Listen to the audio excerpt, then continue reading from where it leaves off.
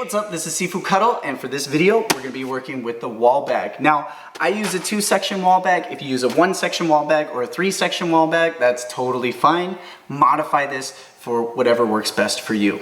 Now, 3 things I always mention whenever working with the wall bag is, number 1, sound is not an indicator of correctness. A lot of times we're going to be concentrating the strikes to the knuckles instead of like larger sections like the palm. So if you go for the sound, you're probably hitting the wrong spot on your hand, or you're going to be hitting too hard to make it sound loud and powerful. So do not use sound as an indicator. Number 2, do not rush through every combination. If you bounce off, you're gonna lose one of the best things about having the wall bag, and that is it does not have much give. Of course, with sand, rice, beans, whatever you have inside of the wall bag, it's gonna have a little bit of give, but other than that, it does not go any further back. Heavy bag will swing, the cardio bags will tip over, even holding a mitt will bounce, or the speed bag bounces, so you have everything kind of, it loses that connection.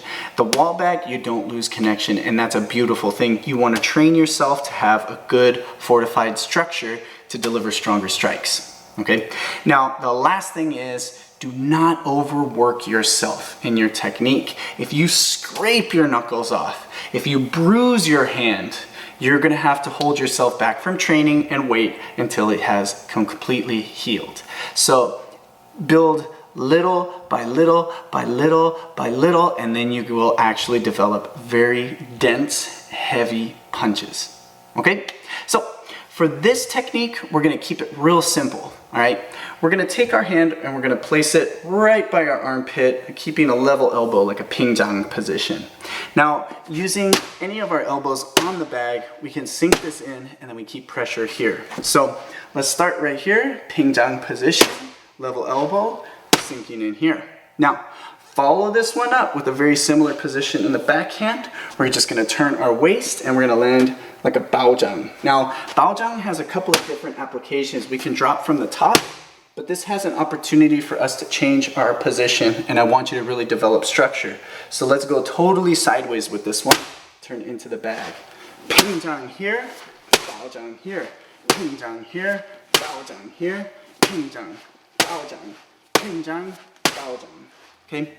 Now, simple as it is, take it seriously, train these strikes, take your time, and make sure you connect to the bag without leaning on it. If I'm leaning and I move, I'm gonna fall into it.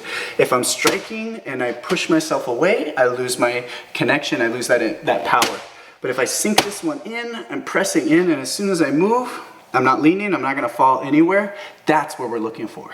Same thing with this one, I should feel it coming from that back leg through the hip, pushing into the bag itself, okay? So go for the feeling for correctness, all right? If you enjoyed this video, hit that like button, and if you haven't already, be sure to subscribe, and I will catch you guys in the next video. Bam! Fist with a forward.